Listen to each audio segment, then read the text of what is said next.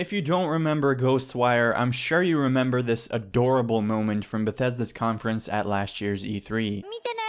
Thank you! Ikumi Nakamura stole our hearts, but also presented us with a cinematic trailer for this brand new IP that piqued a lot of people's interests. It was only a cinematic, but it was a vibe. I can say that for me, as a filthy weeaboo, this trailer looked like a dream come true. And that dream isn't particularly dry, that's all I'm saying. Japanese mythology and urban legends mixed with modern big city aesthetics automatically gets me going. The game instantly became one of my most expected titles, and I was itching to see how they'd handle the atmosphere. The trailer didn't give us much info about the game, but a few of the things we could pick up from it were that the game was set in modern day Tokyo, and that they were going for a very eerie and mysterious vibe. After all, Tango Gameworks, the studio behind this game, is known for The Evil Within, an atmospheric, critically acclaimed horror title. Well, turns out the stealthy, eerie vibe that the trailer gave off might not be what we get in the final game. The new gameplay trailer we got just a few days ago had a distinctly different vibe compared to the reveal trailer. It looked more action-packed,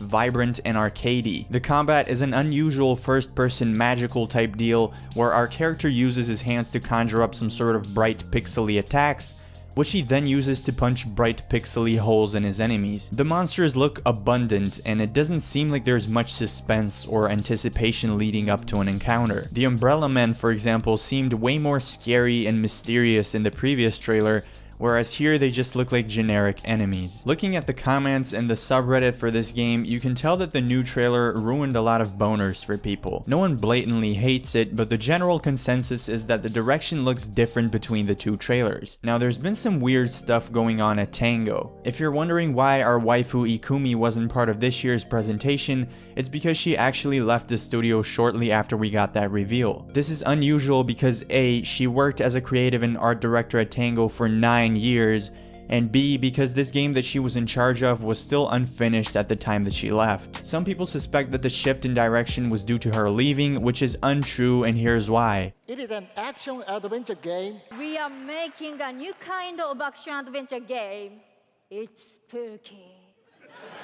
But not the survival horror game that we are known for. Both Shinji Mikami, the studio's director, and Ikumi made it very clear that this is an action-adventure game from the very beginning. However, I have to admit that the trailer didn't really portray it that way, and I can't blame people for expecting something different. There's also rumors that she and a number of other employees left because of Bethesda once again being shit and tearing the company apart. Woohoo, big surprise. They're also the ones to blame for Ghostwire being a timed PS5 exclusive, which I'm totally okay with when it's an indie game from an unknown developer trying to get their foot in the industry for the first time.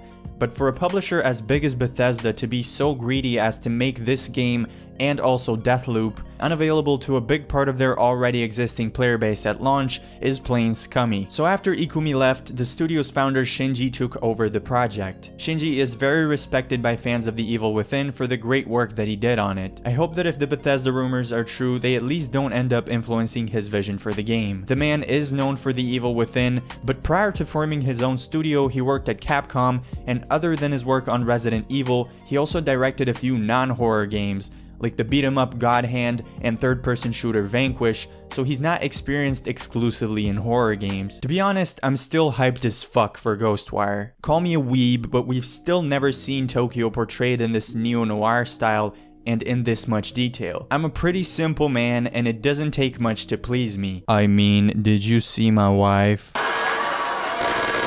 If I can roam around Tokyo at night, climb these giant skyscrapers and observe the view, that would make this a 10 out of 10 game for me. Of course, this relies a lot on them getting the atmosphere and the world design right, which still remains to be seen. Considering there's not much info about the game, here's everything that we know so far. In this game, Tokyo is overrun by deadly supernatural forces after 99% of the city's population vanished. You use a powerful arsenal of spectral abilities to fight the paranormal threat and unravel the mystery behind the mass disappearance. Here's a few spirits we know we'll be facing. Amewarashi. This entity manifests as a young child in a yellow raincoat, derived from the powerful emotions of sadness caused by being separated from his parents, as well as his innocent yet mischievous spirit. This visitor will call for help and bring forth fellow spirits when it feels threatened. Shiromuku. Shiromuku is a traditional type of pure white wedding kimono, and though she may appear to be a bride, this visitor is actually a physical manifestation of powerful emotions. This visitor represents regret and strong feelings for a partner she was never able to marry. This next one shows some pretty terrifying images when you Google it. Kuchisake. Inspired by an actual urban legend, the Kuchisake Onna is a strong and agile opponent,